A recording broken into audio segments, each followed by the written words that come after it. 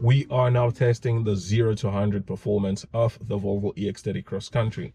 Volvo claims that you can do 0 to 100 in about 3.7 seconds, and let's see how fast we can do it. So foot on the brake, performance mode on, accelerate and release the brakes. Mamma mia. Wow, that's 120. Jesus. That was pretty quick. Wow. Mechanically, there's nothing to fault about this Volvo EX30 Cross Country. Driving wise, very amazing. Very, very good feedback from the steering wheel to the wheels. Pretty good. Very responsive steering wheel. Very nice as well. I do like the fact that it's not round. You get like this flat top and flat bottom, which makes it feel quite a bit sporty. Speaking of being sporty, if you want to throw it around corners, it maintains, good suspension and good balance with good confidence, so you get to push it around corners without being any nervous. And obviously the four-wheel drive driving system allows you to to be more confident even when it's like raining or any hectic weather conditions, so you have that confidence of pushing it around without biting you back.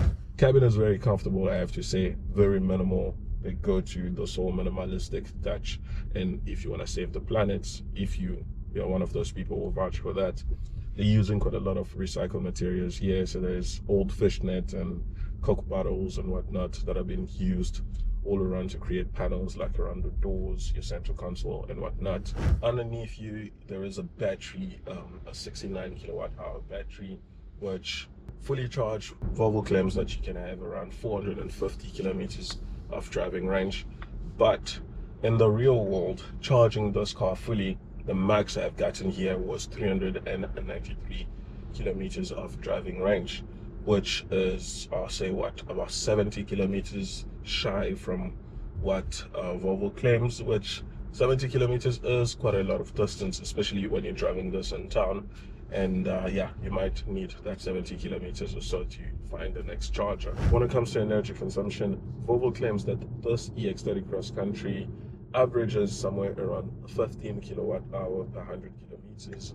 And is that realistic? Well, during my time with this, I've been averaging somewhere around 20 and 22 on the highway. And when you're driving it in the city, I'm averaging somewhere around 19 and 20 kilowatt hour per 100 kilometers.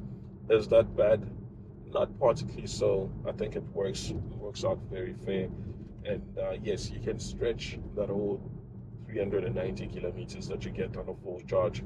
Yes, I wish we could have gotten, 450 like Volvo claims from the WLTP test that they have done to this 69 kilowatt hour battery. But for what it is, I think it is pretty fair. I think you will find yourself charging this car quite often if you do a lot of long distance trips, which I found myself doing quite a lot. So I find myself charging this car every 2 days or so. So yeah, but if you have your charger, mounted at home, one of those wall boxes, I don't think you need to be stopping at any big charging station quite often. So for 1.16 million rand, you get this Volvo EX30 Cross Country. Yes, I believe that this Cross Country makes of a very interesting variant of the EX30, but it is more targeted toward a niche market.